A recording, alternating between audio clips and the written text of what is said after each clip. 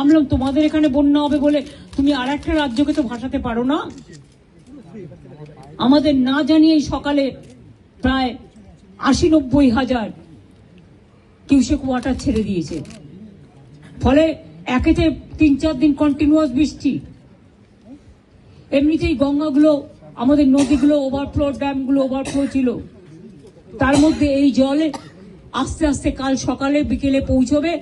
আমি সবাইকে বলবো সতর্কতা অবলম্বন করে দূরে দূরে রিলিফ সেন্টারে প্লিজ দয়া করে যান, এবং আপনাদের থ্রুতে বিডিও থেকে শুরু করে আইসি থেকে শুরু করে DM, SP, additional DM, additional SP, SDO যারাই আছেন সবাইকে বলবো যে ইমিডিয়েট দেখে নাও, কারণ কালকে কিন্তু অনেক জল ঢুকবে। এই জলের ওপর যদি আবার জল আসে, আমার এমনিতেই চিন্তা আছে ৩৫ জনকে কি করে উদ্ধার করব আমরা।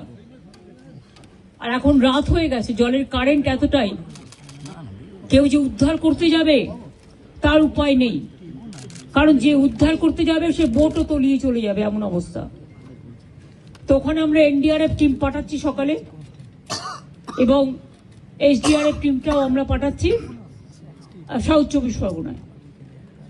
সুতরাং আমরা প্রত্যেকে অ্যালার্ট আছি। বিভিন্ন জেলার নেতৃবৃন্দের সাথেও আমার কথা হয়েছে। সিএস নিজে মনিটরিং করছেন 24x7, এবং তিনি নিজেও ডিএমদের সাথে বারবার করে আজকে ২-৩ বার ভার্চুয়াল করেছেন। উনি অলরেডি আমাদের 24x7 মনিটরিং চলছে, টাইম টু টাইম কি অবস্থা। এবং মানুষকে আবার আবেদন করছি, প্লিজ দয়া করে জল আর আগুন এই দুটো জিনিস নিয়ে আমাদের মনে রাখতে হবে যে কোনো মুহূর্তে জল ঢুকে যেতে পারে।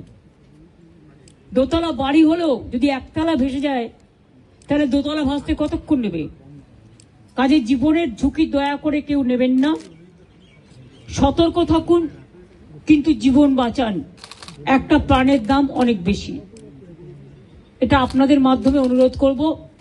যদিও আপনারা জুনিয়র ডক্টরদের স্ট্রাইক নিয়ে বেশি ব্যস্ত, কিন্তু তার মধ্যে আমার এই আবেদনটুকু যদি গ্রাম বাংলায় মানুষের কাছে পৌঁছে দিতে পারেন, বিশেষ করে জেলার মানুষের কাছে। কারণ কলকাতায় যদি এই অবস্থা হয় গঙ্গার, তাও তো হাই টাইড আজকে ছিল না। আমি দেখছি এখন জোয়ার আছে, জলের স্রোতের টান খুব বেশি আছে।